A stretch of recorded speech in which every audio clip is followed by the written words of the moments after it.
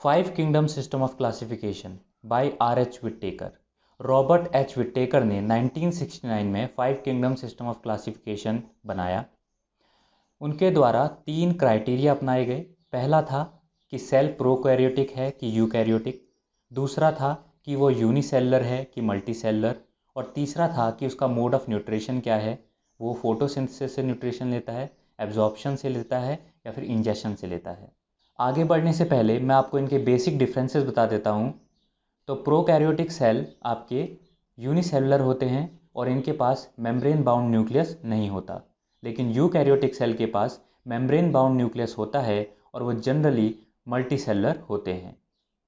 अब बात करते हैं फोटोसिंथेसिस, एब्जॉर्प्शन और इंजेक्शन की। तो फोटोसिंथेसिस एक प्रोसेस है जिसमें प्लांट्स CO2, वाटर और सनलाइट की मदद से एनर्जी और ऑक्सीजन को बाहर छोड़ते हैं। इंजेक्शन एक ऐसा प्रोसेस है जिसमें हम खाने को अपनी बॉडी के अंदर लेते हैं। और तीसरा है एब्जॉर्प्शन।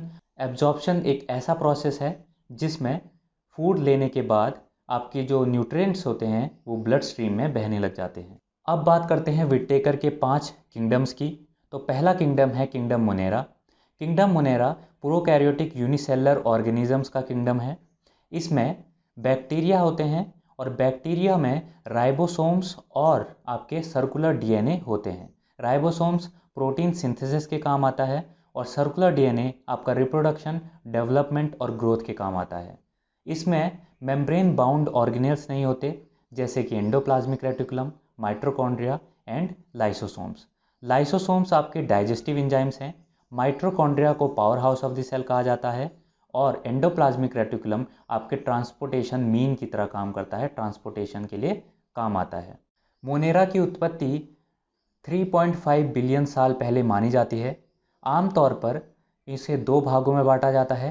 पहला होता है आर्के बैक्टीरिया और दूसरा होता है यू बैक्टीरिया। आर्के बैक्टीरिया को प्रिमिटिव बैक्टीरिया भी कहा जाता है क्योंकि यह सबसे पुराना बैक्टीरिया माना जाता है धरती पर।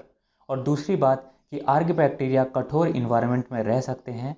वो किसी भी वॉल्केनिक टेम्परेचर से लेकर किसी भी आइस एज टेम्परेचर तक रह सकते हैं।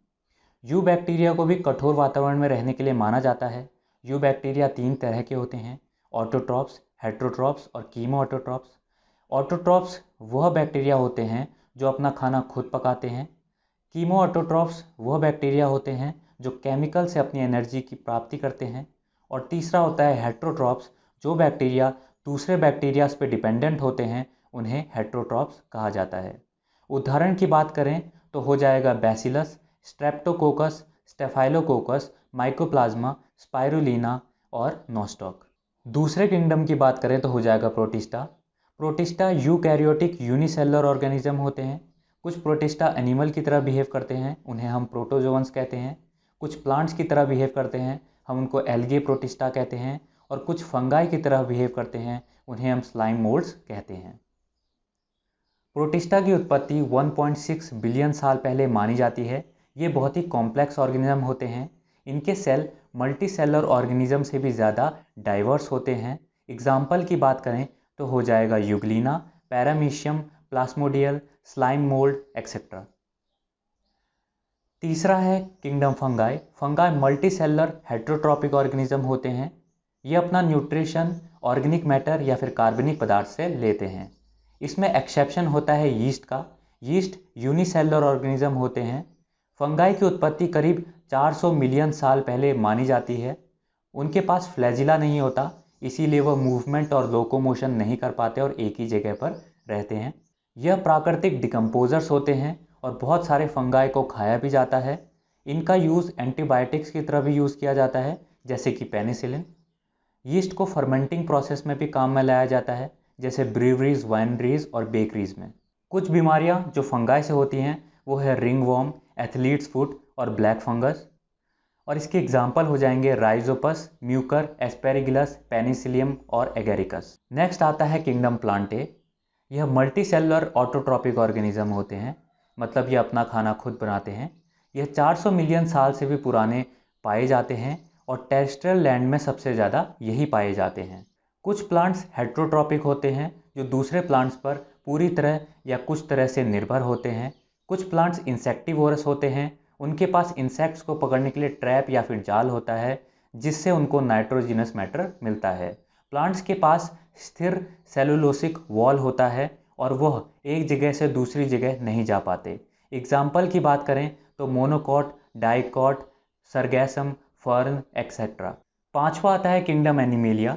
यह मल्टी सेलुलर हेट्रोट्रॉपिक ऑर्गेनिज्म होते हैं। यह दूसरे जीवों पर कार्बनिक भोजन के लिए डिपेंडेंट होते हैं। जो जानवर दूसरे जानवरों का शिकार करते हैं उन्हें कार्निवोरस एनिमल कहा जाता है।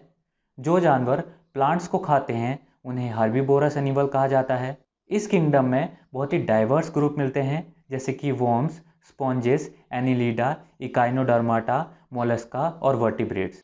और हम हर किंगडम की अपनी अगले क्लासेस में डीप स्टडी करेंगे। तब तक के लिए thank you so much and please like, subscribe and share.